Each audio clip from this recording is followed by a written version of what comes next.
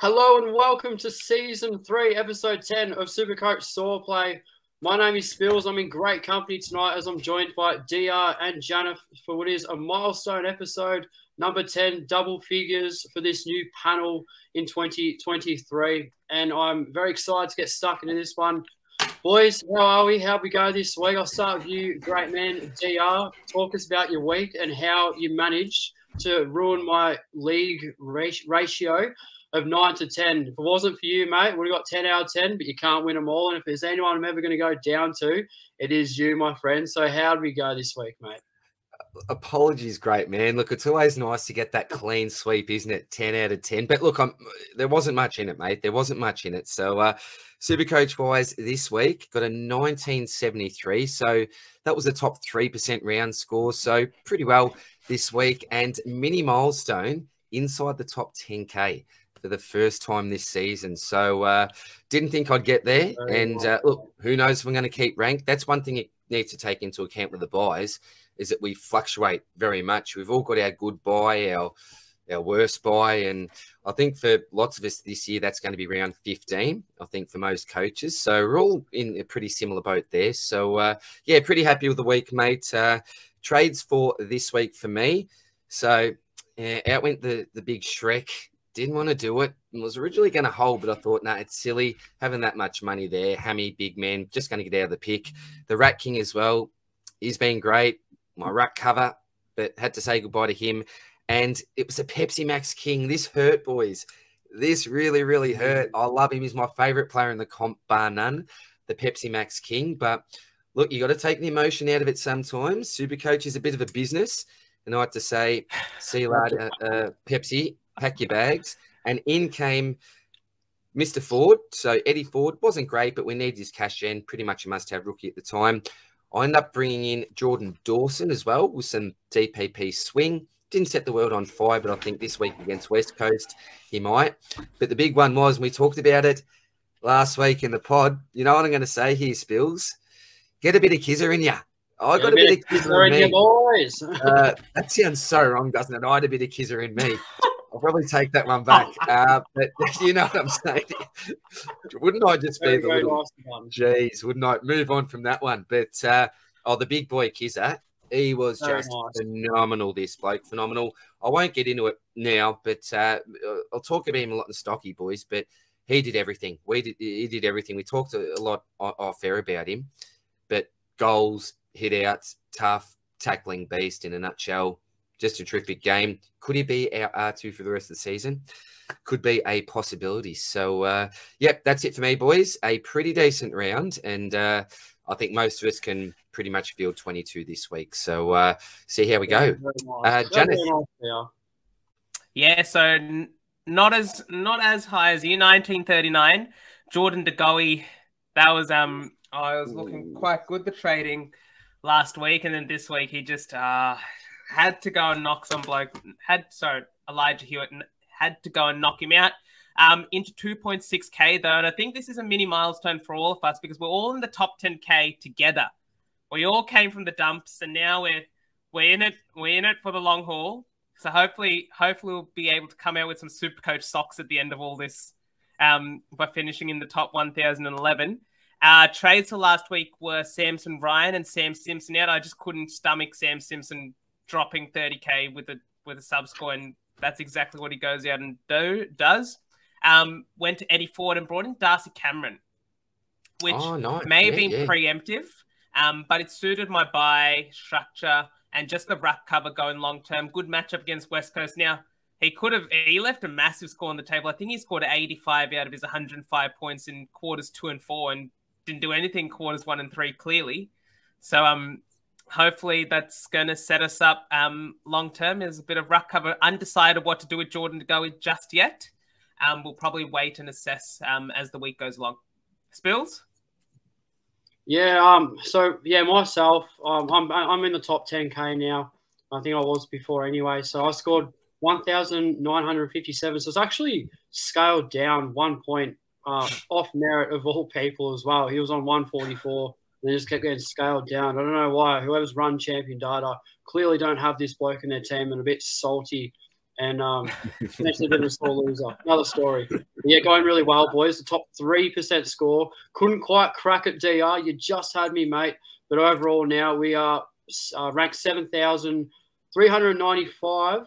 Oh, no, I'm reading the wrong one. 7,304. I just read me round rank change. But yeah, sitting in the top 4% overall. So the highest we've been this year in 6 consecutive weeks of good rank changes, of going up in the ranks. So it seems like just a couple of weeks ago I was in the top 35%. And boys, you can only keep champions down for so long. You know, we're all coming into our own and appear to be doing great things. So yeah, my trades for last week, I got rid of Ashcroft, Roberts, and boys, maybe you have to remind me. I can't remember who else it was, but I bought in Dawson, Riggs, and Ford. Nah, Sava was a few weeks ago. I, for some reason, had a crystal ball when I got rid of Asava. I traded him out before he got injured.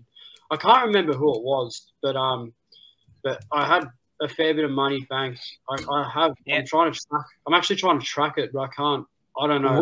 We did the same trades then. So you got in Ford, Dawson, and Kizza. Yeah, exact same trades by exact same. Nice. Well, we didn't even chat last week either. So no, we didn't. Yeah, they say great minds think alike. Yeah, exactly right. That's great minds. Yeah, that's it. Yeah, didn't it? Not by obviously just by coincidence. I mean, we haven't spoken to each other about it. It was a bit of a last-minute decision.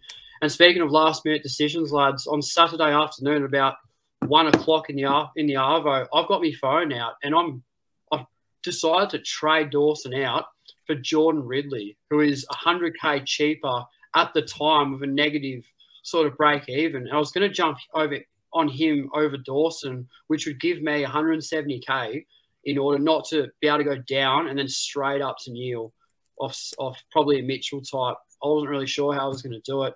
But that would have been the ideal plan. They basically scored the same thing. And, yeah, obviously I went Dawson. A few people commented telling me not to do that. So, yeah, sort of pulled back a little bit and went back to the initial plan. Didn't like Dawson as an antipod. But in hindsight, kind of wish that I did that. Oh, well, you can't win them all, lads. But, yeah, not too bad of a week. DR, mate, I know it's been a bit of a rabble-type scenario for yourself. I watched your round review, and I'm not going to lie, I was probably just as baffled as yourself, and I tried to put 2 and 2 together, and I just couldn't quite do so. Maybe you could try and help us out on this week's rant, brother. Oh, I've been toying with this, you know, boys. I've been thinking, how far do I go into it? Old Spills was saying pre-podcast, DR with dementia. But all right, this is my rant for this week. Now, if you watch the round review, you know that I've been absolutely robbed, right? Absolutely robbed, and I've crunched numbers, right?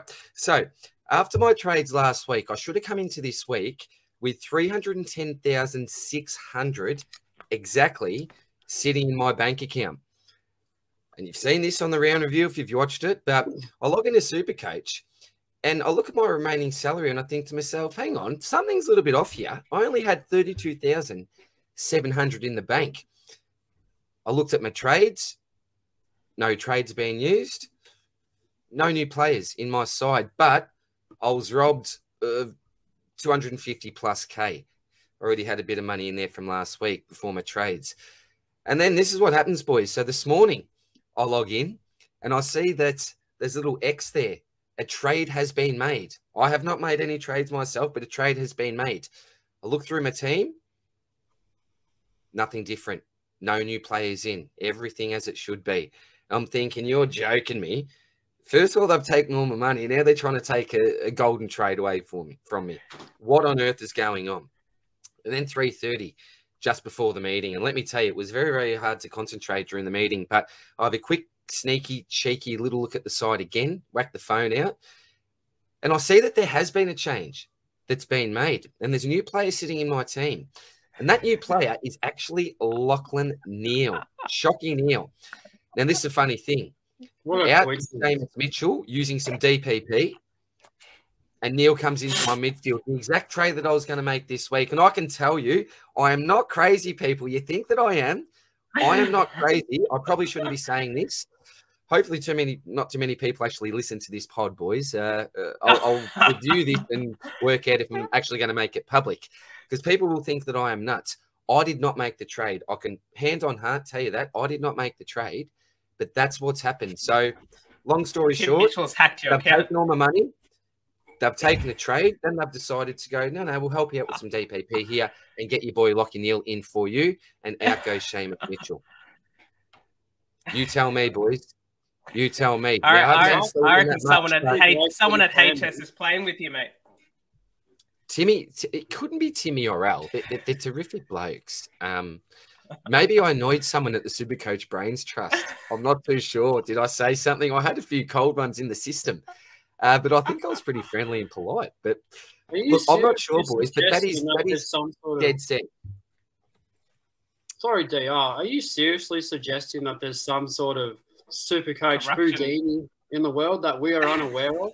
Because for the viewers watching, it was clearly evident in your round review that you didn't have Lockie Neal in the team, nor any trades were used. But you still had 30K in the bank, which it was also conclusive that you banked that money in last week's review.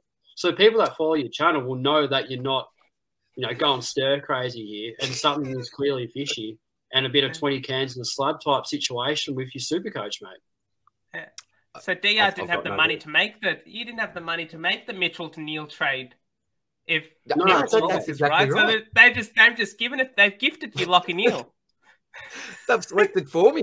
We might. I think we're going to talk about this very, very soon. But it was Sarong, you don't have a choice. Grace or Neal. They've gone. No, you're a Brisbane man. Lockie's got a good draw coming up. There you go, son. Lockie Neal for you. You can't choose anyone else now. You do realize this, right? Because if you do, you're just playing with the SuperCoach gods. Oh, you're just he's toying staying with in. them. Maybe I've been playing that badly. You can't move him. Maybe I've been playing that badly, but they've gone, hang on, mate, step aside for a sec. It's like, when you go 10-pin bowling, you get the bumpers out. They're just going, here you go, mate. We're going to assist you this week. The old horse. Get the ramp. The ramp. Oh, well, it is the ramp, isn't it? And the bumpers. They've given me the bumpers, the ramp, everything you can do, mate. Probably held me steady as well, so I don't lose my balance. I've got no words, boys, but we do need to move on, I know. But it's an interesting rant. It's I may have gone crazy, but I'm 99% sure that I haven't. There you go. I think it was a great trade anyway, regardless of whether or not it was you or somebody else or some sort of SuperCoach AI. That's for other people to know and us to find out, I suppose. Well, if it goes wrong, I've got some supernatural being to blame. That's not crazy. Yeah, that's stuff like that's going to keep us up at night. I'm struggling to come to terms with it, but you'd be pretty happy that you banked the money last week for Lockie Neal so you could get Mitchell up to him. Because, boys, where are the rookies? Where the bloody hell are they? Oh, we're in a bit of trouble here. I've got no one to go down to this week, so it stuffs up my trades and ruins the likelihood or possibility of me getting Neal in this week, who was in my plans, but there's no one to go down to. So, Janath, mate, should we dive into a very different sort of rookie review? We've got rookie or fake. We'll drop down a few rookies here, whether or not they're the real deal or they're fake or not. And there might be a couple in the mix that we could potentially go early on. And when I mean early, I mean early, like speculation of jumping on someone that's possibly making their debut. Things are just that tough. So it's going to be very hard to make some upgrades unless you have some money banked like DR. Very smart man. One of the GOATs for a reason. But, yeah, what's in your mind here, Janath? So we might just bring up the slides here. So I mean, there's no real rookies on the bubble. So this is just the first page. We've got 2 pages. There's no real rookies that are on the bubble in terms of So this is the courtesy of Third Man Up. So this is the round 13 rookie data dump, which will be dropping tomorrow morning. No real rookies you want to go down to. It's a bit speculative if like a Harry Sharp or Campbell Chesser, these duds that we've seen them play and they just don't have good job security or good scoring potential. So you're like, oh, can I go early on a Harvey Harrison? He's probably going to be dropped this week when Jamie Elliott comes back into the team. If you want to go over to the next slide as well, DR. Lachlan McAndrew, sort of a forgotten figure that some people went early on a couple of weeks ago. Again, he may just be dropped. He doesn't have the greatest average at all. Eddie Ford, that sort of sucks a little bit because, as you were alluding to last week, DR, that first week he got that really good score and that goes out of his cycle. But now he's got this 196k, which is he's 196k, but he's got a sub 50 score in his rolling average in the 2 games before his bye, and I think that's the concern because you're not going to be able to. He's not going to make a lot of money now to cash him out unless he gets a spike score this game. This is really important that he plays well against GWS. But I guess our segue here is, I'm sorry, I do need to mention Lewis Melican. His sort of like coming up, if he can hold with Dane Ramby coming back in, scored 87 against Carlton. We do give up bulk points to sort of key defenders, intercepting defenders, and he's got St Kilda, a very similar team as we've seen with Luke Ryan, James Sicily, Jack Siebel in this year so far. But I guess this segues into whether or not we can talk about some real or fake premiums. So I'm just going to pose a couple of names there for you guys that sort of could provide the cash so that we don't need to bring in a rookie. So I've got 4 names listed here. We'll start off with Will Day. So in an ideal world, I'll pose 2 questions. Do you see Will Day as a keeper from here on in? That's the first question. And the second question is, from at what point would you consider trading him? How many trades do you need to have left to consider trading him? So mate, start with you, DR. Will Day. Well, I am a Will Day owner. So this is very, very personal to me. I think most of the blokes that we're going to actually talk about are very personal to me and many other people as well. It's tough. Look, the poor bloke has been copping attention. He's been copping attention, opposition attention. He's a young fella, and I just don't think that he can carry that midfield. He's not at that stage of his career yet. He's a great young leader. I still think that he's their best midfielder. Don't get me wrong. And I think opposition teams do as well. That's why they're putting pressure on him. So the poor bloke just can't get any space. I think what they did in the weekend is actually sent him back just to try to free him up a little bit. And I think he probably enjoyed that, just having a little bit of extra space. But I think the thing with Day that we do need to consider is upcoming fixture. Now, when I do look at the fixture, and this is, I don't have it in front of me, but this is just off the top of my head, it's pretty friendly. I don't think there are going to be too many teams there that they're going to look to tag him and put a lot of pressure on him. There may be, I can't read opposition coaches' minds, but I think he's going to get it a little bit easier in the next, just say, month anyway. So that's a little bit of hope there. The issue is that he's not really at a price where it's just easy to even sideways, is it? Unless you even have to pay up for Jordan Ridley these days, don't you, with a Will Day. So, look, I think if you've, ultimately, if you ask me, sorry, to answer the first question, do I think he's a keeper? Ultimately, no.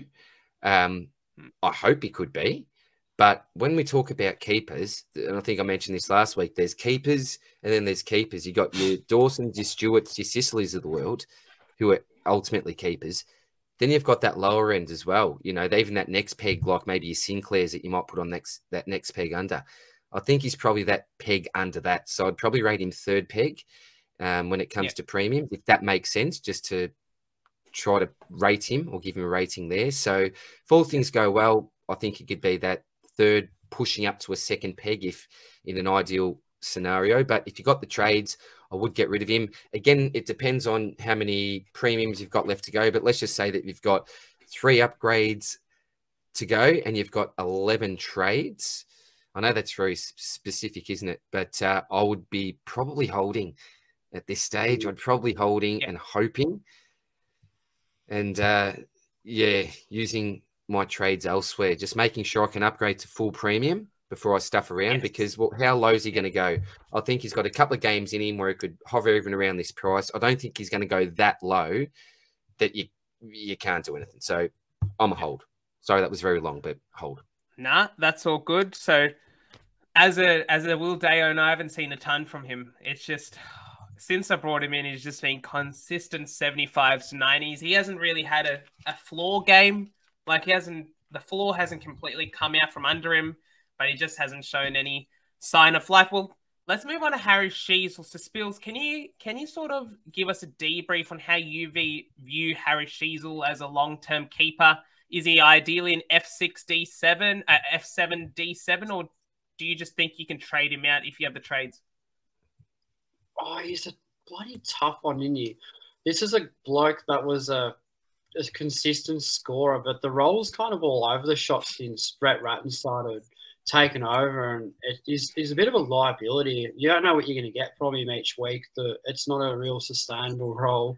I think I flirted with the idea of having he and Humphrey as a loop at F6 and just looping them with Madden week in, week out and just seeing which one can score good. That's if things are really sort of trade and cash struck, I might consider doing that. But at this point in time, probably we'll just hold him until his bye.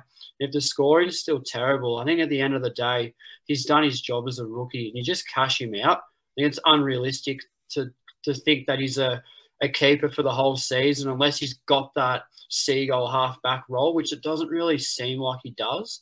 Been playing in the midfield, CBAs have gone up, but as we've seen in previous years, last year in particular, boys, with Jane Short and Jack Crisp, that's not necessarily a good thing. So, look, I'm just going to wait until he's bye and assess the situation, but more likely he will be removed from my team and just upgraded. But I'm keen to hear your boys' take on that one. DR, do you have anything you want to add? No, look, I think he's a luxury. Look, if you can afford to do it, I would. I wouldn't probably do it this week. I'd probably just keep him up until he's bye. You might lose a little bit of cash, but I'd probably just reassess this week and then make the move on Sheasel. But there's probably someone else, Janath, we should quickly talk about, mate, and that is Jay-Z, his North Melbourne teammate. Now, I'm really struggling with this one. I am really, really struggling with this one at the moment because this is a bloke, and again, it was against St Kilda. We saw what Sicily did and lots of other defenders have done. This is a bloke that gave us 170 not long ago. He just looks like a shell of a man at the moment, doesn't he? He looks old. He looks old. Looks like yeah, it's the eye test, isn't it?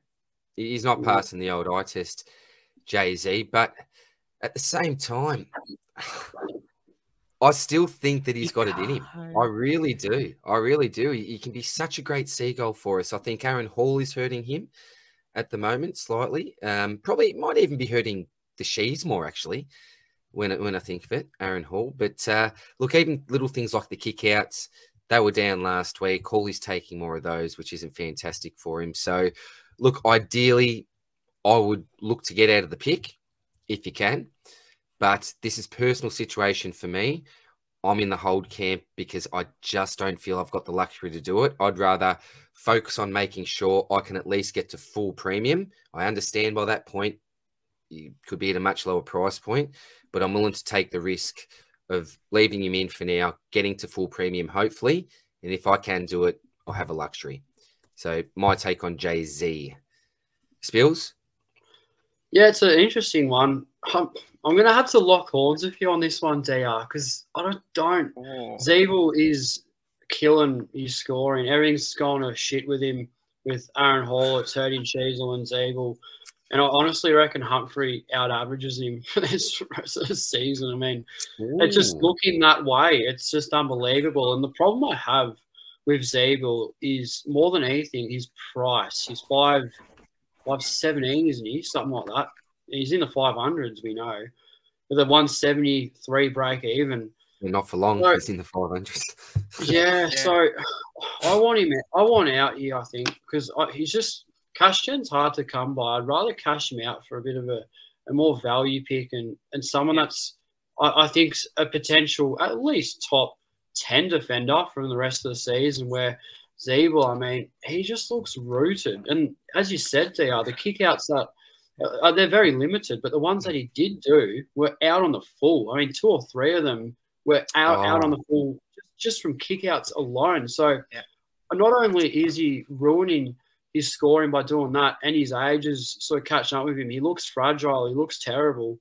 But I reckon there's a fair chance that he loses that license completely, and I reckon he's a genuine liability for us. And at that price, I reckon I can totally see him getting anywhere from 350 to 400k, which would be cheaper than Humphrey. So yeah, I'm taking the money and run to the hills, but I understand your logic, because obviously you want to get rid of the rookies first. But if I reckon Zeeble was closer to a rookie than he is a primo, which is a massive shame because he's been unbelievable up until the last 2 or 3 weeks ago.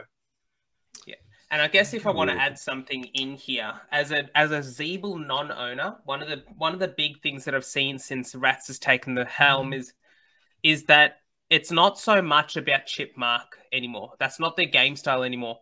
They're trying to go forward with the ball, which is something that in that Saints game, what annoyed me as a non-owner was the fact that North weren't even looking to go forward. They were looking to use Zeeble and just see where the ball goes from there. But now with Aaron Hall, he just moves the ball forward. He's not any good with the ball, but he gets the ball forward, and I guess that's something that Rats has really emphasized. If I was to choose between holding Sheezel or Zeeble, if I have both, I feel like you don't want, with the way their roles they have currently, I don't think you want to have them both on your field come the SuperCoach finals. And if I was to hold one of them, I think it is Sheezel, solely for the fact that he's a high impact player. And we talked about this, DR. I'm not sure if you remember, but when we were going through the team review, and I was saying that what Clarkson would try to do if Sheezel floats in and out of the game is to get him involved. And if Sheezel does have a quiet half up forward, he can go into the midfield and he can score a goal to bump up his scoring. But if Aaron Hall is in that team, I just don't see a world where Zeeble can score enough to even be relevant. And Spills, just as you're saying, you sort of want to hedge your bets with one of these guys because they're so popularly owned that if both of them have stinkers, it's not going to really impact your rank. But this is where you could really make a pod move. And for Zeeble in particular, this is the week. If you want to jump off, you jump off him now and you don't wait until his bye. This week, absolutely. Especially, you're going to have 22 players. If you can get someone coming off their round 11 bye, or last week, round 12 bye, sorry, like a Luke Ryan, Jake Lloyd, what do you reckon? I like it, but yeah, it's a tough one. The bloke I'm looking at actually hasn't had his bye yet, but everything else is just green flags type thing. So yeah, but I'm probably in the minority there, JR, in terms of I want out. I want to take the money and run to the hills because he won't. I don't reckon he will be in the 500k mark for the rest of his career unless Clarko comes back and really has them seagull in the end. But he looks done, boys. He's cooked. You make good points. You both make good points. It's just, it's my trade situation. I'd keep Sheezel over Zeeble as well. I have to agree with Janath there too. So it's Zeeble. So we're saying that if you're trading, if you got both and you're trading, we're probably saying it's Zeeble. Easily, yeah. I wouldn't say easily, just because Aaron Hall is a hamstring away from Zeeble becoming a top 6 forward or defender again. A hamstring injury away. So we're guaranteeing it. And same with Sheezel. Same with Sheezel, to be fair, because if Hall goes down, Sheezel's probably going to go back as well. He's ruined both of them. It's just very quickly. More than Zeeble. Well, yeah. I think what also is probably on my mind as well is that I trade out bloody Doherty, I trade out Ridley. Then all of a sudden, they're the promised kings again, they're ultra primos again, and it's like shit. I just reckon without heaps of trades left, I trade him out, and that's the thing I'm worried about most. Kicking myself for trading him out, and then he comes good again, and quickly. That's what I'm worried about. What are the chances of that happening? Probably not great, are they though? At the same time, so. It's a tough one, boys. It's a tough one. I would just wish I had 2 extra in the bank and I'd be doing it in a heartbeat. It's just, I'm right on my limit. Right on my limit. As a sort of rule of thumb for those wondering what a good trade scenario is on the run home, I typically like to have, in terms of injury, spare trades, one set full prem, 1 per 3 weeks. So for a suspension or whatnot. So I just had a look. After the round 15 bye, there's 9 weeks remaining in the season. So I'd say a minimum of 3. 4 is good. 5 is optimal. Anything more than 5, I think if you can get to full premium by the end of the buys with more than 5 trades left, these sort of scenarios become much more relevant for you. That's interesting. I know this is a long conversation, but I think it's an important one. But it's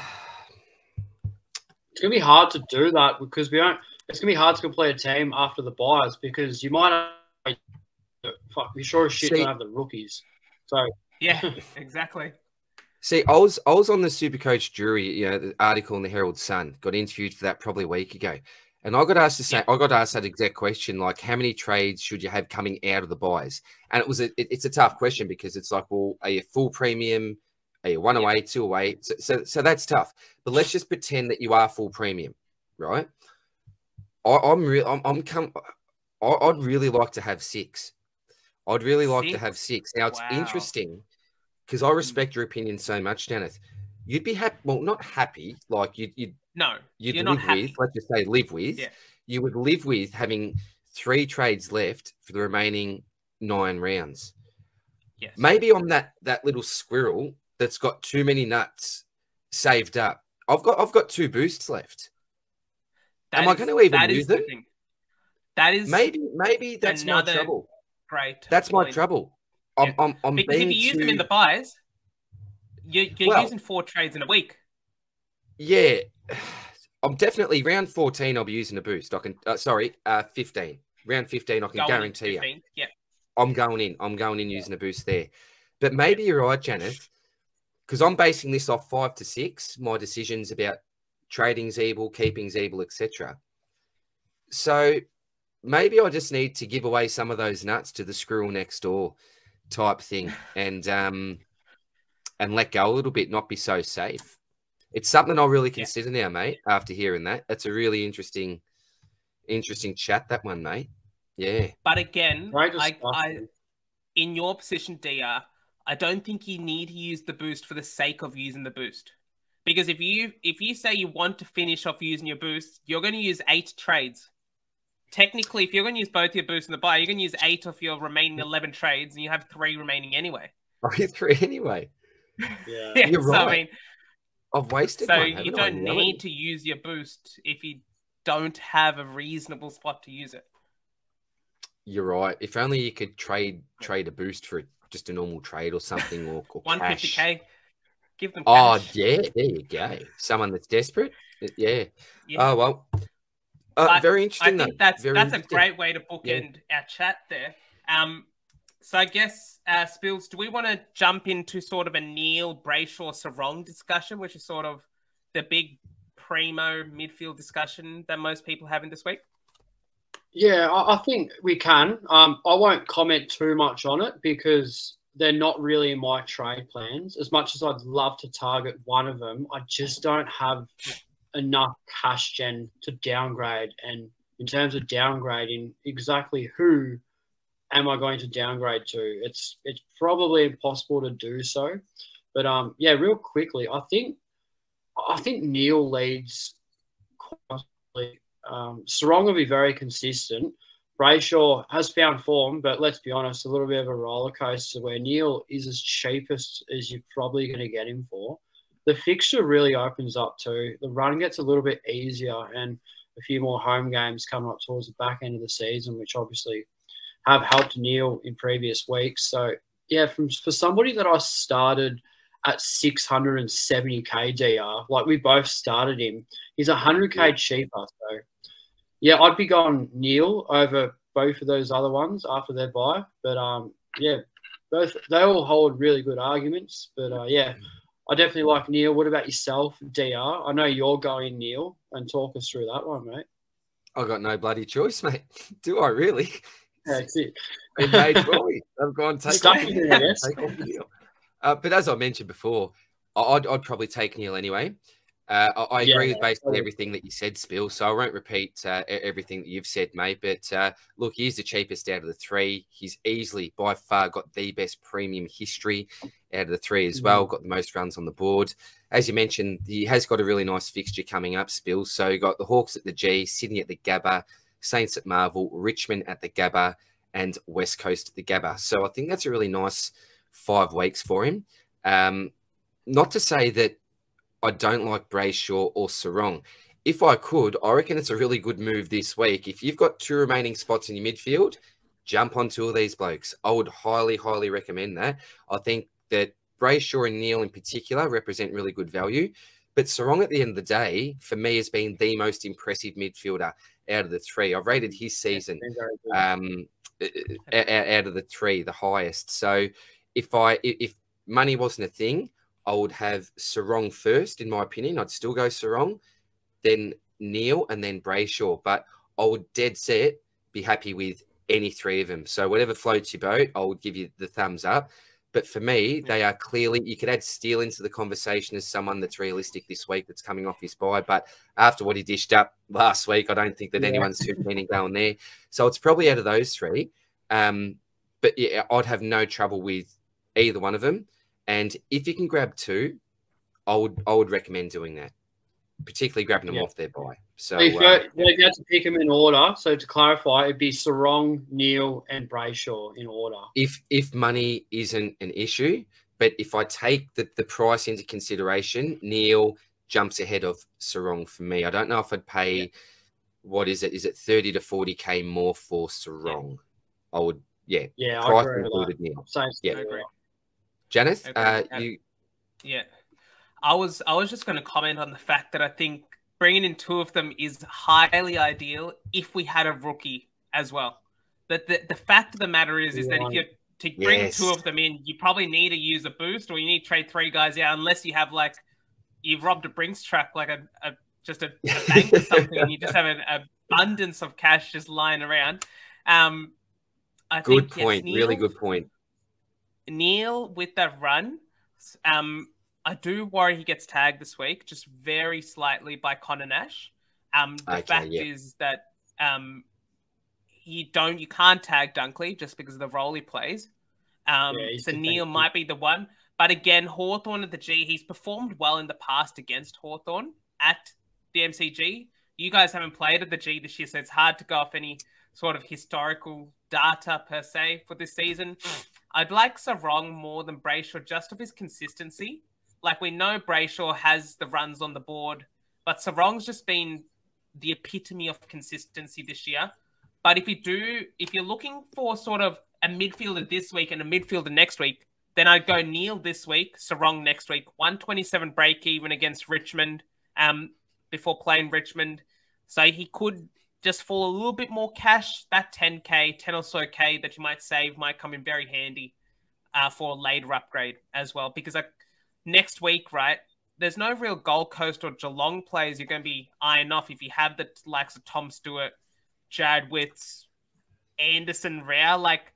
There's no real upgrade targets from those teams, even though we're going to have rookies next week, like a Mullen, if he plays. Totally agree. Yeah. Totally agree with that. I think that's a fair discussion, boys. Fair discussion. So I think we're pretty much in agreement. So, Janath, just quickly, you'd go, if price isn't a factor, you rate Sarong. I'd go Neil, Sarong, Brayshaw. Regardless. Okay, so Janath, regardless of price, Neil, Sarong, Brayshaw. If I'm taking price into consideration, I'm flipping Neil first, and if price is nothing, Sarong first. And Spills, if price doesn't matter, you're going Sarong, Neil, Brayshaw, but price considered, you're going Neil, Sarong, Brayshaw. Yeah, I have to agree with you though, DR. I think Sarong's been so consistent. It was really close to grabbing him. That's another thing. Yeah, very, very good. And beautiful. And I guess sort of to bookend this chat is you're not doing a 1 week investment. So if Neil does get tagged this week, it's not the end of the world, because you're going to have him for the 2 buys that matter most. And as another side note, so with discussion dragging on a bit longer, but it is completely fine not to trade this week. And I think this is the week, because so many teams have 22 players, that if you don't upgrade your team, you may only be gaining 30 points by going to kneel from I don't know, because your best 18 players, you're going to lose probably 4 players regardless. And whether they're rookies, you may even lose a couple of premium scores depending on how your team is structured. So if you want to wait a week to bring in a Lockie Neal who it's his break even that's concerning. I think it's like a mid-80s break even, so he should rise in money. But if a Seamus Mitchell comes back in this week and he has 20k to make, you let that mature a little bit, reassess next week with all the options and see whether Neil gets tagged by Nash, that sort of thing, and then go next week with your trades. Just another sort of alternative view on this discussion. Good point there, Janath, because they're both going to make money regardless if Mitchell plays. Yeah. So that's another really good point. You're not going to gain that many points on field just because it's a best 18 week. That's what I'm saying. Yep. Yep. Agreed, mate. That's it, boys. So I'm going to do the old Diesel Williams and handball this podcast over to DR and fire into the mailbag and try and smash through as many of these questions as possible. I think we will. We've answered most of these already in the podcast, so we'll just quickly touch over them coming into what is round 13 this week, isn't it? Gee, it's bloody. She's moving quick here, lads. So take us away, DR. All right, so thanks again, guys, for all of your questions. Got a regular here, my man Andrew Araksek. How are you, mate? Good to see you. Hey, legends. My question is hold or trade Jordan DeGoey. Got given 3 weeks, which was my limit for holding him. Got covered through the buys, scoring rookies. Not a lot of spare cash. What are your thoughts? Janath, I think you are the man to answer this because you are in this current predicament yourself. Before you answer this one, Janath, before you answer this one, are you going to roast me? Have you and DeGoey booked your tickets to Bali this week? I hear they're pretty cheap and the weather is pumping over there. I probably should, right? You know what? I was telling you, Spills, offline, if you came to the G and we lost, Carlton lost on the weekend, I would have booked it right in front of you there and then. A September holiday to Bali, could use it. Could probably go now, to be fair. Well, the viewers won't know this. Viewers won't know, but Janath was late for the podcast today, and I just assumed that he might have done a cheeky little stop at Flight Centre on his way to the podcast before recording to snap up those cheap tickets to Bali. And would have been funny if you run into DeGoey there just by coincidence. But no, look, take it away, brother. I'm keen to hear your thoughts on this bloke. Very massive shame in all seriousness. He's a massive pod, great selection, so it's going to hurt you. What are your plans for it, mate? For being a couple of minutes. Well, I was just having dinner. I just had to do that, by the way. Sorry about that, boys. I just had to. You take the cheap shots when you get them, boys. You do. They respect that still. Yeah. So, Andrew, good question, mate. Unfortunate about Jordan DeGoey. He got 3 weeks. I thought he was going to get more, to be fair, with the way he had it. He wed the elbow Elijah Hewitt. Yeah, it was lucky. To be fair, and this is a really good question to lead on from our previous discussion. I'm holding this week just to see what kind of carnage comes up this week. So if another one of my players' premiums get injured, I can't trade Jordan DeGoey. He's almost a luxury trade because this week is completely fine. It's basically a 2-week suspension. So I want to ask you guys: would you, if your player had a 2-week suspension and a bye, I guess. All right. So a 2-week suspension and a bye, would you be trading them? I would. Just reassess the field, right? It depends how many trades you have. And so I'm holding. He's obviously not going to fluctuate in price, but this is with the view that he is still going to be the M8 coming out of his suspension. And with the fact of the matter is, he could be trying to prove a point coming out of his suspension. Now, I know a lot of these guys, I don't have the data on me, but I feel like players that come off suspensions sort of perform a little bit more like they have something to prove again. And so without a lot of spare cash, Andrew, I'd hold this week. If you don't get an injury, you can reassess next week, knowing he'll be out for 3 more weeks with his bye. But yeah, you're almost afforded the chance to just reassess how your team looks after this week. Yeah, take his advice, Andrew. I reckon top 150 finisher, Janath, for a reason. So I know it hurts short term, but yeah, I completely agree with you, Janath. I reckon he's going to have. You'll be seeing red when he comes back in a month or so, and I reckon he'll come home really strong. But it might hurt you short term, but that's SuperCoach. It will. It's a long season. Turned me around. I just expected you to just say trade straight away, to be honest, Janice. I just thought you'd say trade. But if you have a lot of trades, if you have the trades, then go for it. Yeah. Yeah, if it's in a different buy round, then I'll definitely go towards trading. But this week, as you mentioned before, you could wait for a Neil type. You could also hold him for a week. So don't mind that at all, mate. Good chat, boys. Thanks again, Andrew. On from Hugo L. How are you, buddy? Is Sicily worth it at his current price? Can sideways him from either of the North boys? So, look, sideways, North to Sicily. All right. With the bye next week. I think he's worth it because he's clearly a top 6 defender, but you're paying top dollar for him. Hate to brag you, lads, but I got him in for 540. I mean, just remarkable stuff, if you will. But it's more the concern I have with this one. It's more the ones that you're trading out. If you're going one up, one down to him, perfect. But I think if you're going to get rid of the North boys, I'd wait until they're by personally. So yeah, I'm not a big fan of it. And Hawthorn haven't had their buy yet, have they? Next week. So that's the thing. Yeah, so you're trading in a bloke for max price who's coming into his buy. So it's a big fat no here, Hugo, but I like the idea of it. If I was to sideways someone to him, it would be Jack Siebel.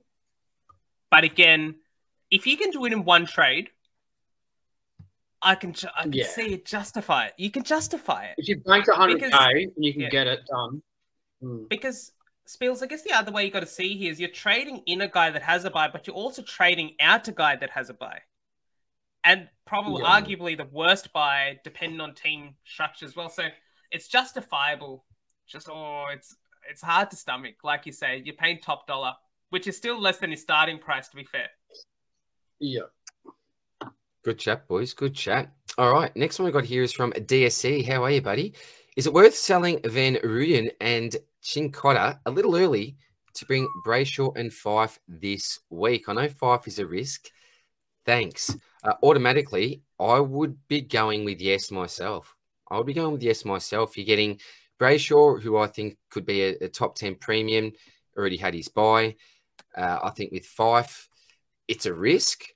But he could be the ultimate swing between your midfield and your forward line, being that M9, F7. I certainly wouldn't be getting Fife in thinking he's going to be a keeper on field for the rest of the year. Certainly not. But as that swing man, I actually like it. You know, Van Ruyen had that big game. How many more of them is he going to have? I don't think too many.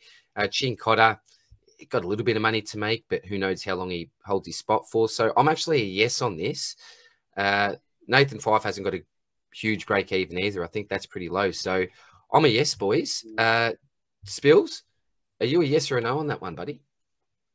I've owned Fife all season in draft and it hasn't been good. Some terrible scores in there.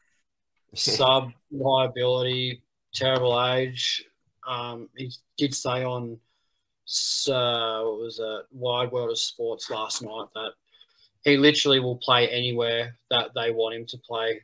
And I think he will be playing more mid minutes because of the more forward options that they've got at Freo.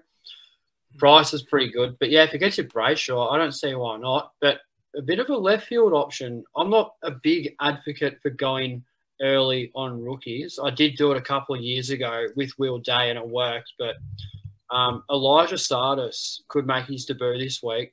Killed it in the VFL. First kick, first goal. Pick number 5 in last year's draft, 34 average, 1 goal in the NAB League last season, and a massive chance to make his debut. It's a risk, but I think it's a good risk I would be willing to take if I was in that scenario. Wow. And I'd probably be leaning towards he over Fife for that cash gen as well, a lot cheaper than Fife. It still gets you Brayshaw, and it's a tough one, but Be left field here, boys. It's a real Yeah, smoky sort of one, but yeah. You got to look left field sometimes, mate. Nothing wrong we've with got no having a rookies. There is none nothing wrong there. with having a gander. But yeah, I don't mind it. Oh, this is so tough because Van Rooyen's going to make money this week. That's as simple as that. And I mean, saying that you can stomach it. It is stomachable because you're going to trade out Chincott in 2 weeks anyway. He's probably good for points, but you're probably not going to get his points this week given the rare type of round we have. Van Rooyen, hit or miss, you may not get his points. So you should be improving your field this week and beyond with at least Brayshaw. So I think you can do it. And without it being sort of a make or break sort of trade. It's an upgrade. Or could you, even with some DPP, if you could, just go your Chincotta to 5, just that one? Yep. So possibly. If you're really keen on 5, could you just make the single one, keep Van Rooyen for another week? Janice mentioned that this particular buy round is our easiest one by far. That extra premium score may not count as much this week. So could you maybe, if you're really keen on 5, go your Chincotta to 5. 5's got the lowest break even, could do that. And then maybe hold on Van Rooyen, see how he goes, let him make a little bit more cash, and then possibly jump onto Brayshaw. It could be something to do. Yep. Just throwing another one out there, Yep. boys. All right, good job. Next one is from AFL Doodles. Now, I need to quickly give a shout out to this man. He's an absolute legend, organising this really fun leagues online as well. Somehow I'm in the Divi 1 league and actually going pretty well. So I must have just got so lucky each week. My opponent must have just been having a terrible week themselves. I've done the old Stephen Bradbury there. All my opponents just fallen over for that week. I just gone bang, gone forward. I think we're on the same amount of points in that league. Yeah, it's crazy, man. It's crazy. But this bloke is so talented. He's done some custom thumbnails for the stocky. Make sure you give him a follow because I just love his doodles, his drawings. And they're really unique as well. So shout out to you, brother. Yeah, he's a legend. Make sure you give him a follow. Everyone give him a follow. A gem of a person. Yes. Absolutely. The most important thing. The most important thing, Janath. Absolutely, brother. All right. So, mate, the question is, if fielding 19 to 20 in each buy round, are you better off getting a 102K rookie that may not play the rest of the season, or a 170 to 250K player, decent bench cover for the season, cash saved 102K rookie can be used on a better premo? There are a couple 102Ks. So you got O'Shea Mullen, who's probably going to get dropped this week. So he would be the one in consideration, the most traded in player of this week, rookie wise, and only scored 37. But there's another one as well. I'll refer to you, Janath. The number 1 pick of the mid-season, is it Ryan Mansell? Ryan Mansell. Ryan Marriage, yes. Yeah, Ryan Marriage, yeah. So, Gippsland Powerboy from Druin, very highly talented player. I heard that he was almost going to make his debut last week. They gave him a week, didn't keep close tabs on him, but he's another one that we could also go down to. So this is a good one for this question. If you're looking for that 102K this week, that may or may not play, but I think he will play at some point this season. But if you want to go early on him, might hurt your buy structure, but he's in the conversation. Throw out a Harry Arnold at you as well. I was going to say, you're throwing darts. Yeah. You're throwing darts. There's a couple.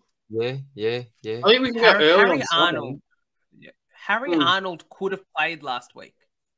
But I think not last week. Sorry. He could play this week because this is the first game after the bye for the Swans. If he's named, he's got the role that I know that you and you, Quantum, and Damo were discussing last week on the mailbag DR, that he could potentially have decent job security playing the Paddy McCartan role there. So it's quite interesting to see if he gets named, and he could be the answer to all the question to the question you posed there, AFL Doodles. Yeah, don't mind. So probably recommendation, mate, is check out your team sheets. Check out your team sheets for this week and maybe go from there, mate. But I'm pretty big on the Arnold. The only reason I didn't track him much, but I do know a lot of Brisbane fans, and they were a little bit spewing that we didn't actually jump on him earlier instead of Dara Joyce. I didn't realise this. I didn't realise there was a lot of talk about him. But I look back, and at the time, there was lots of Brisbane people saying, no, we need to go Arnold. And they were a little bit disappointed that we went with Joyce. So just something else to take into account as well. Lots of fans did actually rate him. All right, thanks for that, though, buddy. Just quickly, do we agree that we should be going the 102K player or the bench cover? If they play, yes. Because if it gets you a primo, I mean, there's no other options. And you just back them in for the rest of the season. Worst case scenario, they end up a dead rookie on your field, and you shouldn't have to field them anyway, especially after their bye. So, yeah, if it's going to get you a Brayshaw, Neil, Sarong type this week, absolutely. But that's just me. Yeah, I'm the same. Agree with that. All right. Next up, we have James Doherty, absolute legend. How are you, brother? All of a sudden with Day, absolute gun. Yep, for sure. All of a sudden with Day, Jay-Z, and She's not looking like keepers. Most of us would need 5 to 6 upgrades to complete 22. I think we may have talked about this, but with 10 to 12 trades, it's cutting it fine. Should we prioritise trading rookies first, or a Day who's scoring rookie numbers? Rank all 1,700. Well done, James.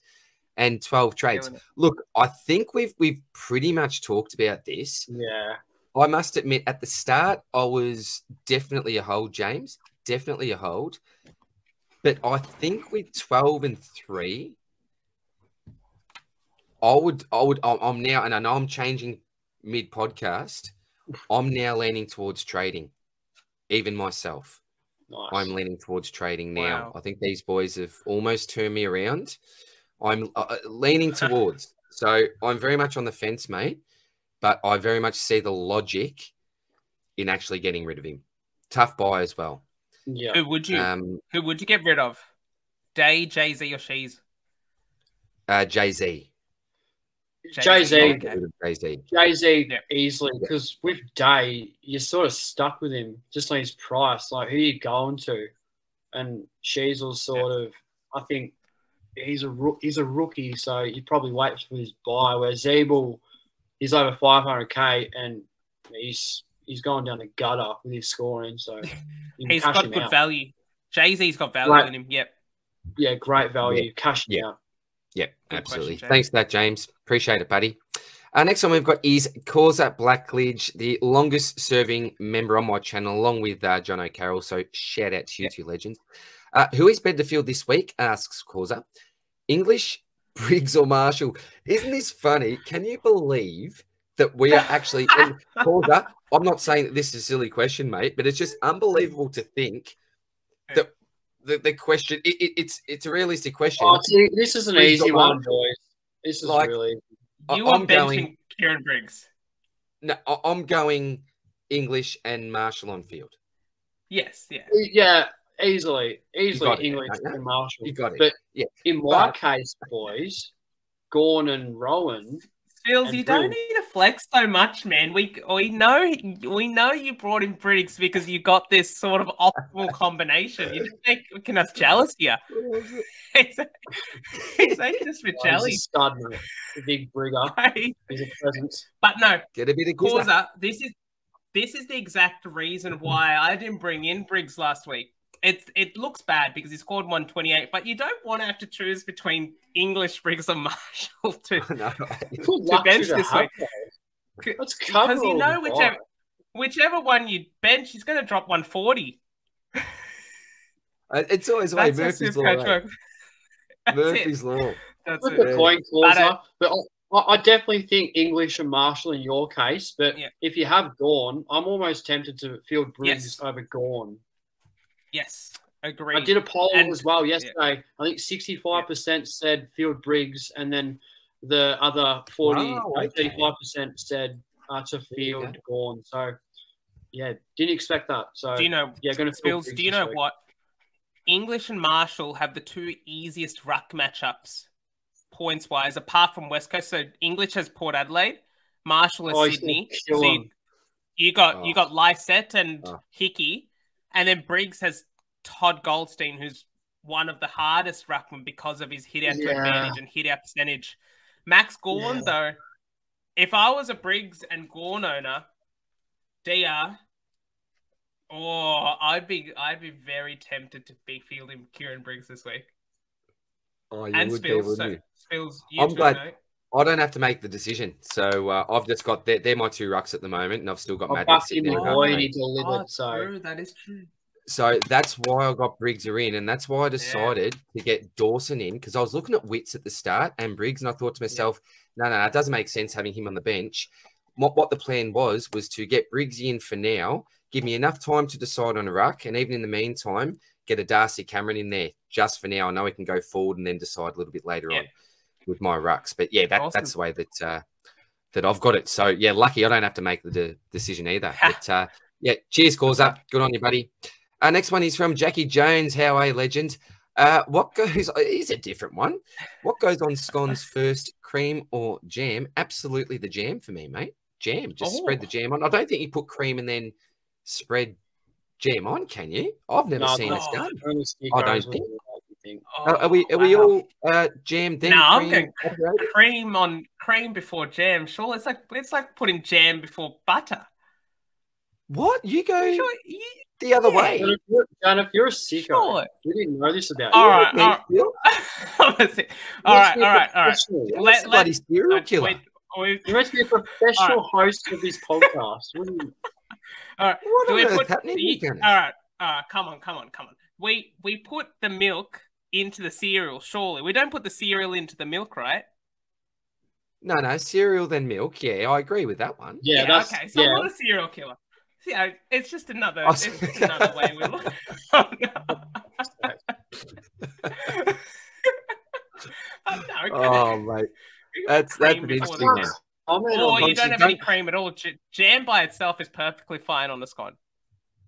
Look, I don't. Yeah, it's okay. I'm not perfectly fine with it though. I'm looking for that jam, mate. I'm definitely looking for that. Janath, very quickly, don't tell me. Are you a savoury shapes man? Are you savoury? No. Shorty and I have talked about this.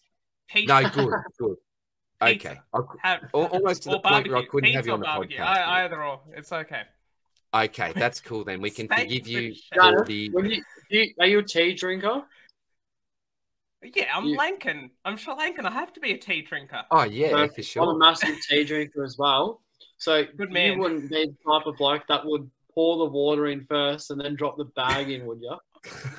No, you put the water in with a cup that has a bag in it, and you got to let it brew for 2 to 3 minutes. That's the right 5 minutes. Answer. Based on your response to the scone question, I've had a couple of suspicions. You got all right. I'll. This is impromptu, but I'll tell everyone on the podcast how to make a proper tea. So you get your tea bag, you put it into the cup, you boil your water, you put the water into the cup that has the tea bag, you strain the tea bag so you get all the essence out of it. Then you put your milk, you stir it up, you put in sugars if you want, and there you go. There's your lovely tea right there. Yes. Yeah. I love it. That's what you clicked on this video for. The only thing I didn't do was brew it for that long.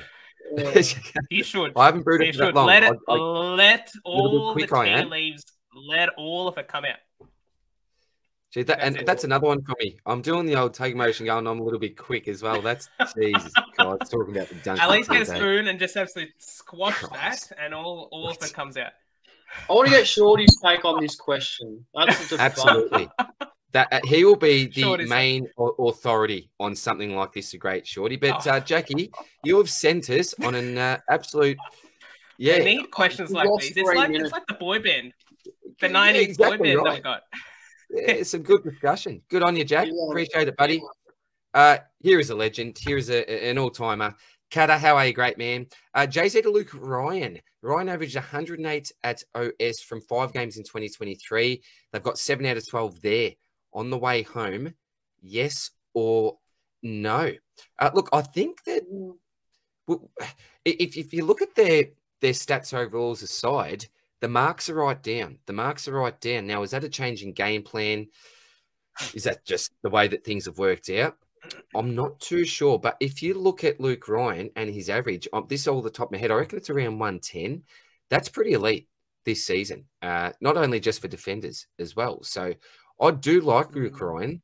I don't like his current form, though. So I think it's all about if you think he can get back to it, what he was doing even 3 weeks ago, because for me, he's been one of the most underrated premiums this season, has not got enough respect. And I really don't mind him as a pick. And I think it might be even out of, for lots of people, the old Seagull and Luke Ryan. That's probably a decision that lots of us have to make. So, Janath, I might start with you, mate. Luke Ryan, do you think he's a decent selection? And then maybe if you could even touch on the great Seagull himself, mate, because I know that I've had a couple of those questions on my round review video as well, bud. I think the issue with Luke Ryan is the game style change at Fremantle. You can see that their wins have coincided with them moving the ball quicker, which is, it feels like Luke Ryan's the Jack Siebel of North Melbourne, except that Hayden Young, in a way, is sort of taken a bit more of the mantle of moving the ball forward. The perfect sort of scenario here is that you don't want to look at the 110 average in isolation, because at the end of round 7, he was averaging 121. So you've got to look at it that way rather than, oh, he's averaging 110 for the season. I'm getting 110 average in defender. Well, in the last 4 rounds, he's gone 109, 85, 84, 91. That's coincided with the game plan shift since that Brisbane game where you could clearly see there was a change, flick of the switch. So if you're trading Jay-Z, I think Jake Lloyd, the Seagull, the other Seagull, may be the better pick there. He's the OG Seagull, isn't he? The Lloydie, the OG Seagull. He was the Seagull of all Seagulls. Spilsy, what are your thoughts there for the great Catter, mate? So, first of all, what do you think about Luke Ryan? And then maybe touch on the old OG goal. Can't comment too much because Catter would know more about Luke Ryan than I would, because I haven't really paid much attention to him. He's really flying on the radar.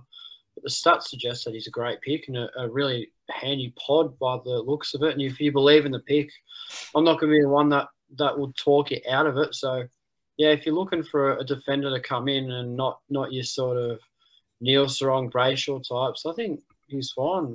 Yeah, why not? I mean, if you're looking for a pod, I think he'd be the ideal pickup and, clearly capable of being a top 6 defender. So, yeah, go for it, Cutter. I think that's fine. And Seagull as well. I have my suspicions on him. Hasn't really – it's been consistent, but there's a few 80s and 90s in there, just not quite the ceiling he's had a couple of years ago.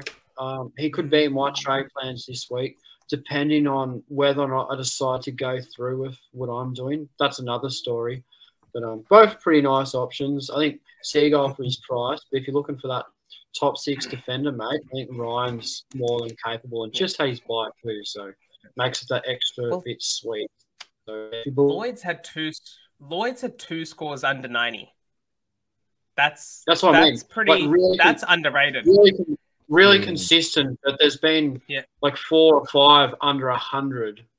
So really consistent, but like still a bit of a flaw there. I haven't been that sold, but we'll see. Yeah. We'll talk about that. The only question I'd have, this is interesting, because if you look at his last 2 scores, you've got that 70-odd, and then you've got that bigger score with the 139. So if he had have gone, let's just say 139 in round 10 and then the 72 last week, are we as keen on him or not? Is it recency bias that he's got his best score of the season in the last round? And that's his best score of the season by, by 19 points. So it was 120 back in round 4. He's only under that, it's 110 and below us. So consistent sort of lower hundreds.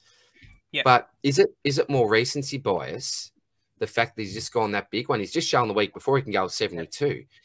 Something to take into account. Yeah. I do want to just mention to just bookend this chat, but if you're trading out Jay-Z as a round 15 premium Catter, I know Catter's in a really good position trade-wise as well, so you can sort of maneuver this. But Bailey Dale, 6 weeks out for Ed Richards now, 3 straight tons. He's still under 500K. Oh, sorry, he's just over 520K. 4 straight games at Marvel to come. 141, 108, 116 last 3. He's just going to be like a straight swap at the buy, but you make money. That's the crazy thing. From you go Jack Siebel down to Bailey Dale, and you make, what is it? Oh, you don't make one. You 2.5K. So I got the price just. Well, it's not much. It's basically a side swap, straight swap. Yeah. So that's another to consider. Good point. That was such a good trade in. If you had got Dale on, I remember in the stock market, was it 2-3 weeks ago?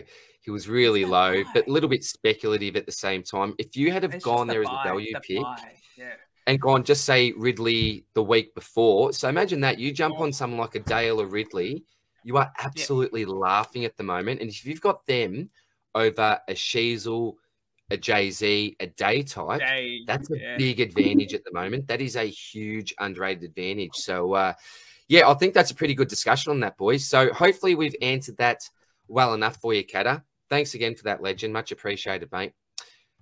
Next, we have Lee Piastri. Lee, another legend, always really active on here. How you going, buddy? Hi, guys. Love your work. Thoughts on Nat Fife? Already had the buy, helped through 14-15. Will he play forward most of the time or mid? If not a good option, is it too late to go Briggs or Wardlaw? I'll quickly jump in. I think it is too late to go on Briggs. Probably too late to go on Wardlaw as well. Yeah. And I do like Nat Fife if you're in that situation where you've got the trades. He'll play more mid. Having him as that swing man. He'll be more midfield, Nat Fife. Don't be baited into that because game time will be very reduced. So they're going to manage him a lot and a sub-liability. So role's good at the moment just because of the amount of forward options that they've got. Amos really helps that lineup for him. But, yeah, I do worry about it's awkward, that price too. So awkward. Not for me, but that's personally. Yeah. Sorry, lads. I think he can go on Nat Fife. I think both he and Matthew Johnson will see a rise in CBAs with Jago Mira suspended for this round as well. So he could provide immediate dividends. I think, what is it? Matthew Johnson at 216.7K, you could do worse than him as a downgrade option if you really, really want to get on someone. I think he's locked himself into the side with his performance against Melbourne. But yeah, I think it's too late on Briggs unless you just want to get on him to ride the boat and have some fun with him. Wardlaw, just quickly, he's going to be such a good AFL player. Oh yeah. Like he tore you guys a new one, Spills. He's so hard, clean. He's so clean. He looked like a mix of Ben Cousins, Chris Judd, just Clayton Oliver, just the way he attacks the ball and gets it out. That's some high praise, my man. That's maybe if they all you got a point because he attacks it like Oliver, but he's got the speed. He's got pace movement, as well. The lateral movement of Judd. He's got the pace of Ben Cousins. He's got the contested nature of Clary. He's gonna be a crazy player.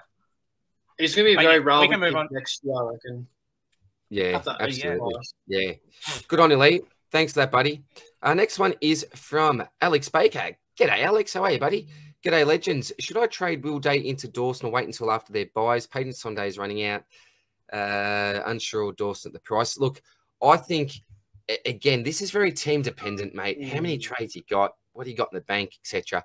But if you can, I really like that pick because Dawson, I think it was last week, was the first week since around round 4 that he was actually available under 600K. Got a fantastic matchup this week against West Coast. So I think it's fine, but keep in mind as well, this is a point that Janath has made on multiple occasions, that you may not be getting a heap of extra points this week in particular. So I think you're more than fine to wait. I don't think Dawson's going to get out of range or anything, but if you got luxury too, I would be fine on that. Boys, any difference in thoughts there? Nah, nope. Summed that off pretty well. No. All right, beautiful. Alex has already moved Sheasel up to Neil as well, so clearly has some trades in the bank. It's aggressive, and I love it. I love that too. Nice, Alex. Good work, buddy. Yeah. All right, another next one is Spillers. Oh, another spill. Spillane. Gary Spillane. G'day. We're going to stay Spill Senior. I don't know. When I think of Gary, I'm thinking of a bit of an older bloke. I love the name Gary. I've got an uncle Gary. Younger now. Speculation. Pet Fish was Gary. What? Here you go, mate. You've got uncles, fish, students. Good on you, Gazza. We'll call him Uncle Spills. Uncle Spill. All right, we'll go Uncle Spills. Uncle Spills. Hi, DR. Interested to hear comments about Zeeble and Cheezel. We have definitely talked a lot about that in this potty, mate. Since neither of them look like being top 6 defenders around 15 buys, do you think they are trades, strategy? Yeah. Regards 14? Yeah. 14? I currently have 14 playing. Oh, round 15, that is. I think he's talking about the round 15. Oh, okay. Sorry. Yeah. Yeah, I'm guessing that's... Sorry. So I'm guessing what he's saying is, what Unky Spills is saying, is that he's got 14 playing at the moment. Is it worth trading out those two? Looks like he might get to 16. So is 14 too low? You're getting 4 donuts there.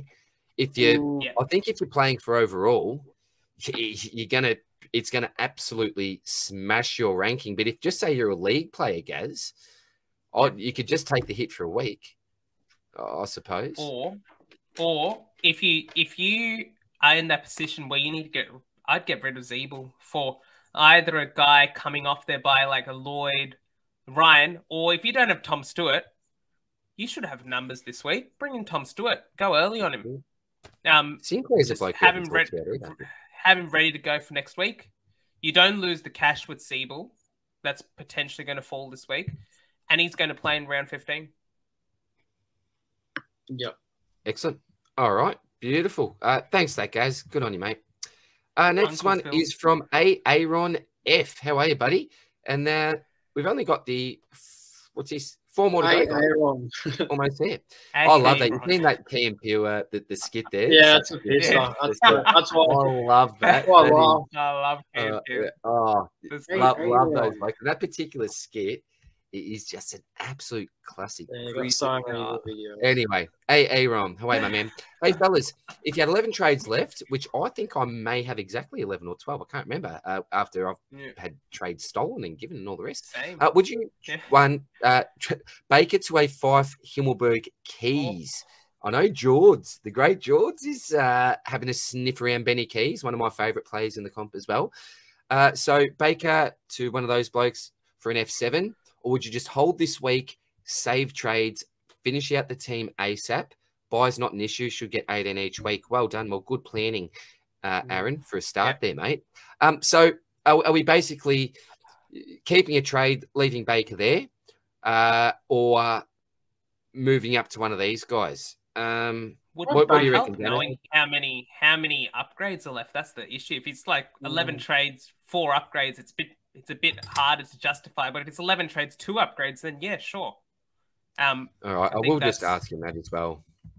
Yeah. This is a question for later on because that'll answer. That'll make it a lot easier to answer. That will 100% make it. Because we can't comment unless we know. If he's got like 20, 21 keepers, then shit off. Go for it. Go for it. Like 16, 17, 18. I mean, much harder. Changes. Good point. Yeah. Good point, boys. Excellent. Thanks, Az. Our next one is Maxi Chisholm. G'day, Maxi. How are you, champ? Hey, guys. Unfortunately, didn't trade in Brig last week. Janath's feeling you, mate. Janath's feeling you. Spills and I aren't they? Well done, Spills. Thoughts on Neil versus Brayshaw? Just a little drive. I haven't given Janath many drive-bys because I just love the man. It's so hard. But I have to give him one here and there just to make sure he's in line. Humble. Yeah. Big Kizza at Brigos is gorgeous. Big Kizza.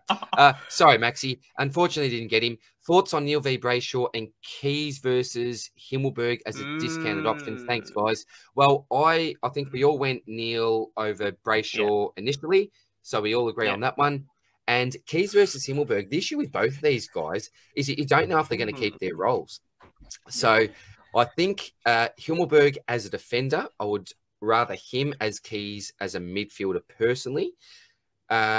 Boys, do you have any other thoughts on that? Look, firstly, what I would say is that I feel that Himmelberg and Keys are a little bit risky for me. I wouldn't be doing it personally if I had, confidence that they'd definitely keep their role, I would, but I wouldn't go for him. And yeah, I don't know even who I'd choose, to be honest. Boys, help me out here. What do you reckon? Go on, Spills, you go.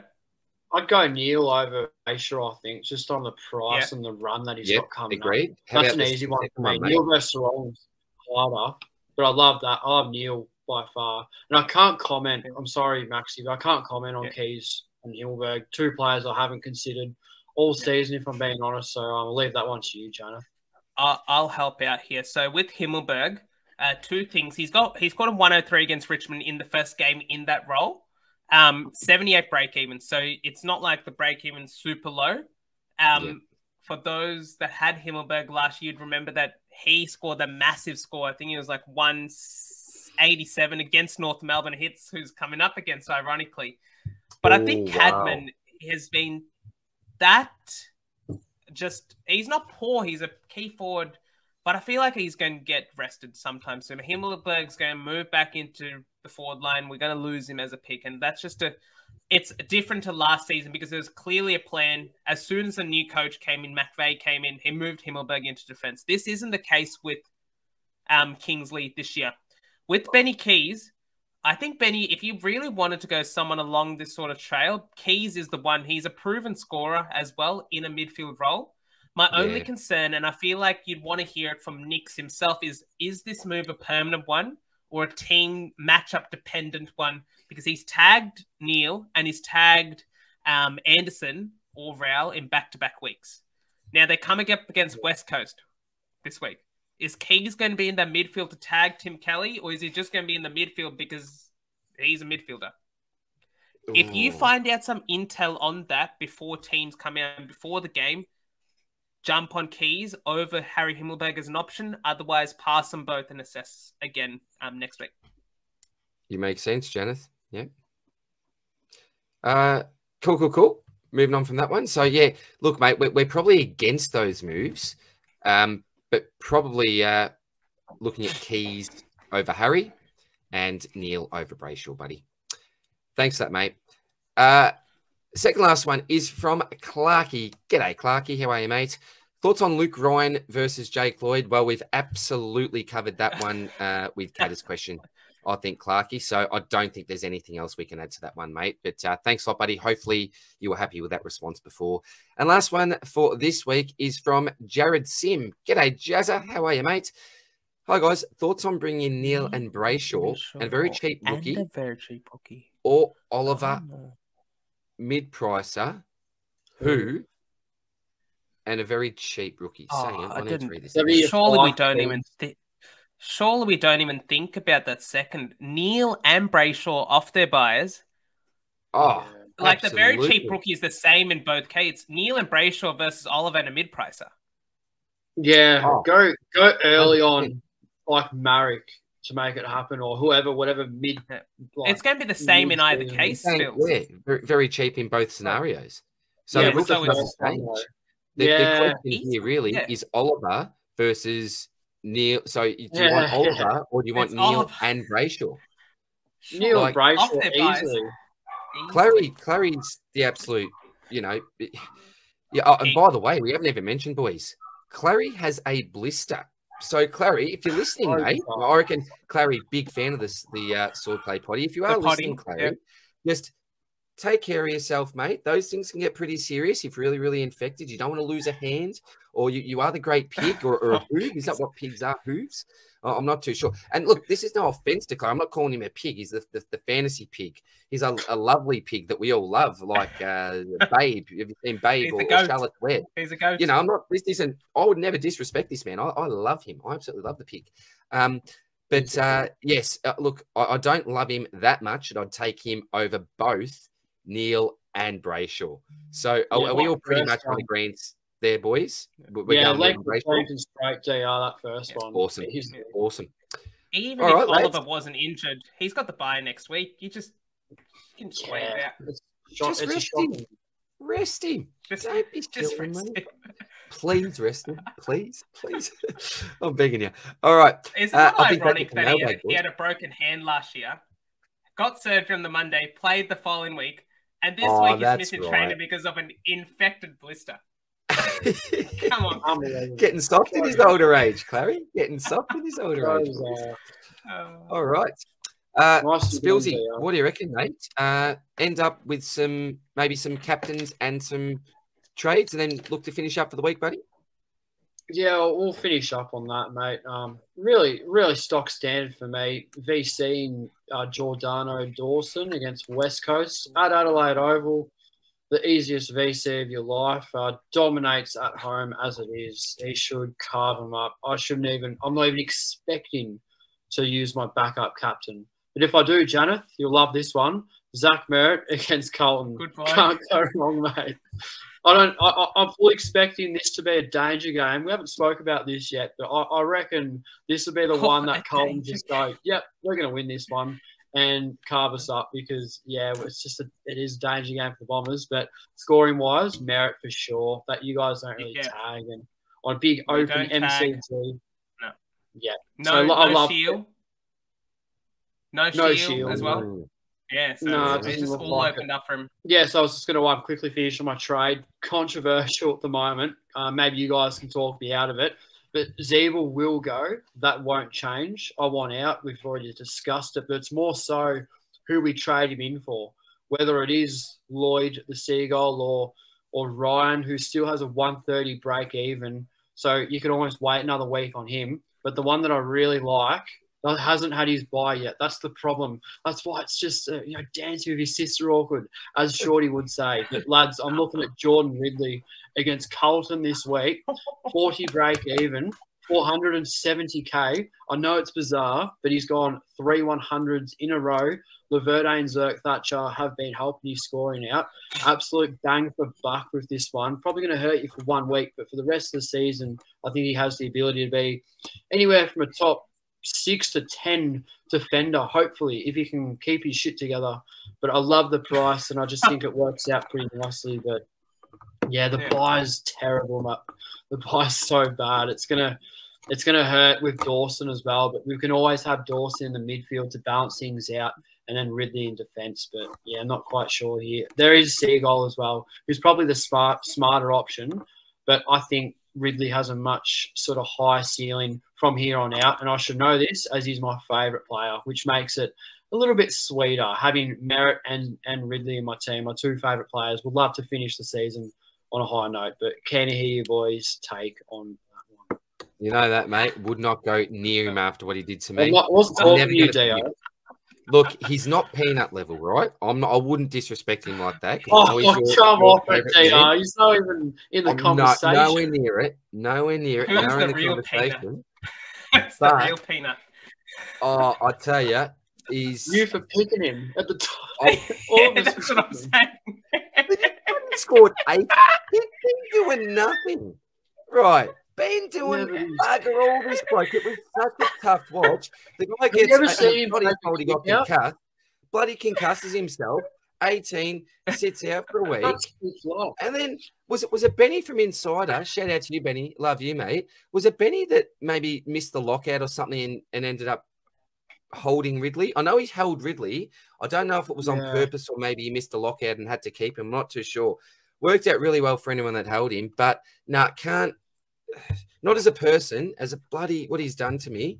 He's like it's like the ex that just he's cheated. It's like the ex that I want nothing to do with you. Don't ever want to speak to you again. Just please, do what you want with other people. Dance with Spills and whoever else wants to get you, mate. Do what you want with them. Don't go anywhere near me, please. Don't go anywhere near me. No, I'm not having you, Giordano. Sorry, mate. We got to get Ridley on the potty. So DR can voice his real frustration. I'll be like, DR, what do you got to say to Jordan? How are you, Jordan? I'm a big fan. Love what you're doing this year, mate. I started you. Yeah, but anyway. Yeah, there's that side of it, DR. There's that side of it. But have you ever seen Ridley take a kick out? It's bloody gorgeous. There's nothing better than sitting 3 rows back, watching him play on, and just some of the most elite ball use. The intercepting is really good. Coming up against, let's be honest, probably the highest. You guys and your man crushes. First, here's a Briggsy, and now I've got to hear you guys going about Jordan. At least I know DR doesn't like him. Spills, You're having a lot of fun on this potty, yeah? You've had a blast tonight. Yeah, well, I had to get rid of my man crush in the Pepsi Max King last week, so I took the emotion out of it. So happy to do that. Yeah. Happy to do that. Yeah, look, Spills, in all seriousness though, mate, I think you'd have a better read than me, but if you genuinely believe, mate, that this role is going to be sustainable, absolutely go for it, absolutely. mate. Yeah. Ideal though, the fact you get him and then he's got a bloody buy. But I suppose the great thing suggests that you're willing to miss that score in order to save a bit more cash. Yeah. I don't think it's ideal, but yeah. Not ideal. And it's team dependent as well for Essendon. Like, would not go near him if Zerk or Laverde were out this week. There's no way. But if they can continue playing for the rest of the season, which I'm confident that they will, Ridley's scoring will be back to its best. I just can't see a word where it's not. He's like Sicily. He's best as being that third tall. He's not a lockdown defender, but he's had to be in the last few weeks. Not existent anymore. He should be third tall. Zerk will go to Curnow. Laverde will go to Mackay. And Ridley will play on no one and just take a step up. Because playing on Tom De Conning at the moment is like playing on no one. Yeah, no one. He's going to Collingwood next year. Anyway. Collingwood. Love it, Bills. Jared, what are your plans, buddy? I was going to say, VC captain and trades. Yeah, so I'm going to VC Tim English against Port Adelaide. I know that he has. I've got some captaincy numbers we'll be putting out onto the third man up page tomorrow night, but he's averaged 126 last three again at last three in general. And rucks, I really do think this is the matchup for Tim English to go off on. And just seeing some of his ruck work and his marking around the ground against the Cats on the weekend was really promising. If that fails, I will go back to the old pot that we love to go back to, Saki Merritt. I wish I could have. I wish I didn't VC Nick Dacos last week. I wish I just kept the VC. Yeah, I said that would have been bad enough to sort of put the caps on Saki like 80 at corner. So I was like, oh geez, here we go. It's like one of those things where as an owner, you want him to get into that 140, 150 range where it's like you take it as an owner, but you don't want him to go 200, and you got like everyone's captained him. Yes, it's with some of those wholly owned players as well. It's like Bond, for example. If you don't own him as captain, you know that every other man, his dog and lady and their dog has him, and you're like, no, go a bit lower this week, with mate. Dacos. Dacos is owned by like 99% of the top 1%. So even if he goes 40, it doesn't matter. I don't care. Just don't. Exactly. He's a better example than Bond. Yeah, exactly, mate. Exactly. Just score an 80. Who cares? Everyone has him. Yeah, like that, mate. Like that. Yeah. English into Merritt and no planned trades at the moment. DR? Well, love that even more. No trade. So saving up some of those nuts like the squirrel, mate, like we were talking about earlier. That's it. Yeah, for me, I am looking at Jordan Dawson as my VC. I think that against West Coast, I've just, we have some weird chats off here. Do you dream about SuperCoach? I reckon I'm going to have a dream tonight, boys. I'm going to just sit back and just dream about Jordan gracing around with that beautiful left peg. Murphy's Law, he's not on debut for me. In saying that, you had Merritt the other week, Janath, and put that theory to bed absolutely. But look, it's him or Laird. So that's probably the big decision for me. 100% it's going to be one of the Adelaide boys against West Coast, though. Probably Dawson at this stage. And boys, we're all in agreement on our captain this week. Zachary Merritt against Carlton will be my backup. No one will get... Carlton don't tag. We can't tag in the midfield unless Ed Curnow comes in, which I don't think any Carlton fan wants to see Ed Curnow in the team right now. Merritt without Shield, no tag. He's just the perfect captaincy choice in a big game for both clubs. It almost feels like a Richmond game. It is genuinely a 50-50 game, just like the Richmond game, a big game on a Sunday night.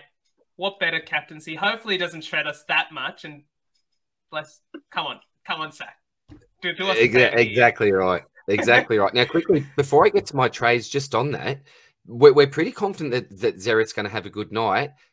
Spills, quickly start with you. What is your VC threshold for this week? So what is Mr. Dawson have to actually score for you to give him the captaincy and not go with merit? Changes every week. Usually it's been 125. I didn't take Dacos's 123 because 2 points. Yeah, 2 points away from me taking it. But this week it almost be like, you're gonna laugh, but like 127.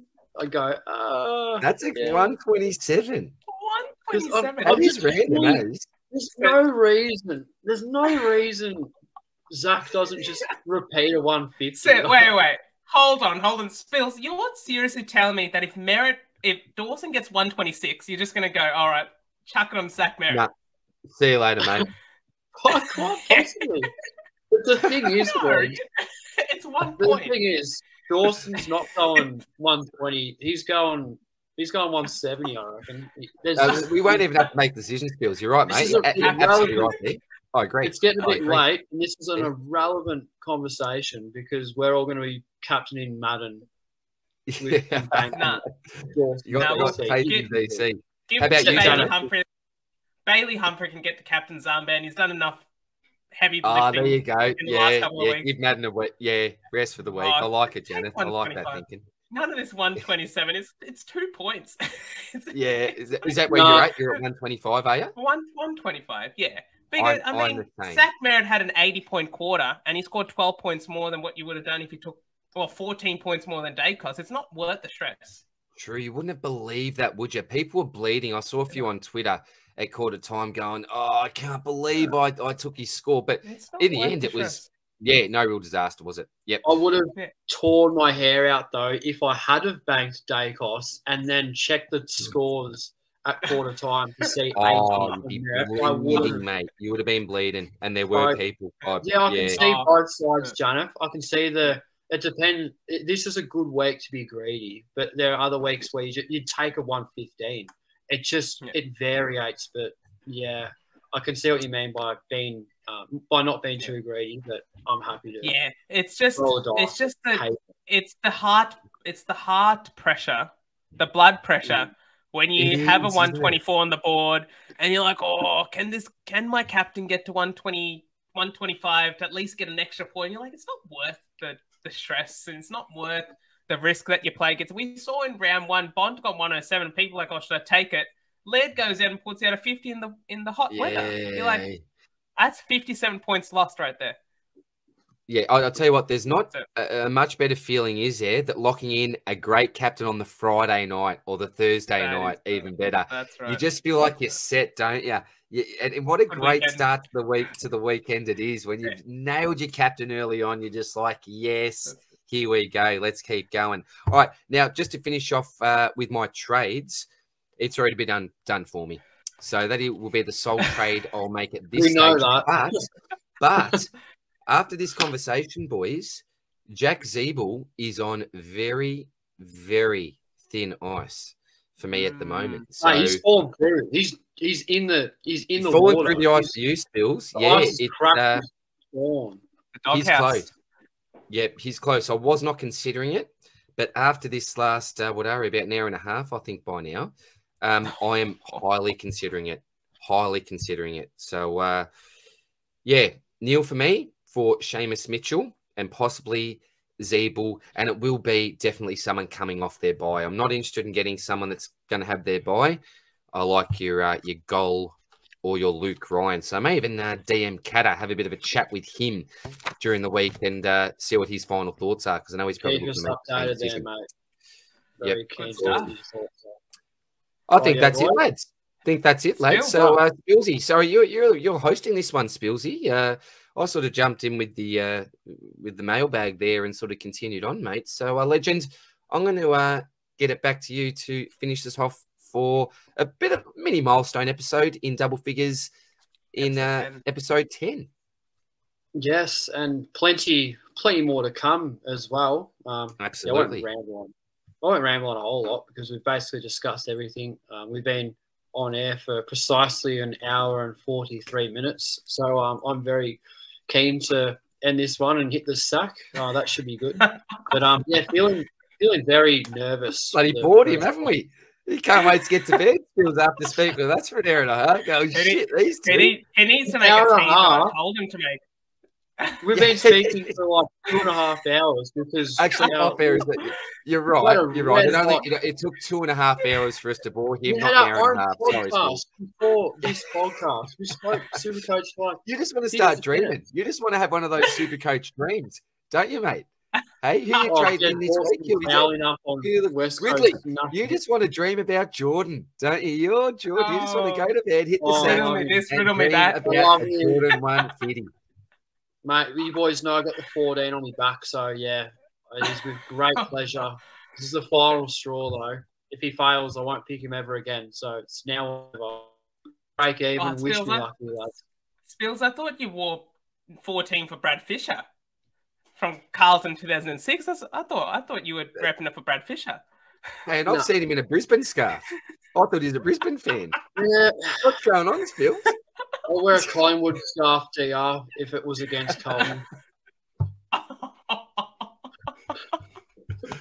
Oh, love it, Spills. Oh, love it. Drive-bys everywhere, mate. Good band. Nicely done, boys. Nicely done. All right, well, if you haven't subscribed to DR's channel, definitely do so. We upload SuperCoach Swordplay podcast every single Tuesday night, and it's usually pretty good banter, good laugh, and full of great information, great interaction as well with the viewers from Twitter. Yeah. And definitely jump on board with that too. Anything else you guys want to say before we? One thing I do, also make sure you jump onto the Third Man Up on Twitter. Absolutely. As well. Janath and Ross, they are doing some elite work, like particularly some of those rookie things. We've said it's like the stocky on steroids there. So I definitely shout out to you two boys, Janath, you and Rossi, mate. You are doing elite work there. And yeah, I know you're fairly new account there, but yeah, criminally underrated at the moment, mate. The stuff that you're doing, I think once people actually see what you are up to there, mate, believe me, that account will grow rapidly, mate. So big shout out to you boys at Third Man Up. I do have to say, we are so appreciative. We're almost at 500 followers, believe it or not. A couple of weeks ago. You gave us. Oh, I think it was like 150 last time I looked. I reckon. So that's awesome, man. That's flying, congratulations. Well deserved, man. Well deserved, buddy. Keep at it. Keep feeding all the info that we have on the weekly. Absolutely, my man. Beautiful. Great stuff. Very good stuff there, Janath. Well, yeah, boys, well done. Great episode. To everybody watching, good luck for this buy. Not the worst buy, I don't think. I think the following one's going to be... We got pretty easy this week. Only Geelong. Cruising, mate. Cruising. Well for that one, so it should be good, but it's only going to get worse. All right, good luck for the week. Hope everybody goes well. Hope you boys have a terrific week. Keen to hear your updates on what you do with Zeeble DR. But from myself, and as always, look after yourselves, take it easy, and we'll see you guys in the next podcast. Good on you, legends. Catch you soon.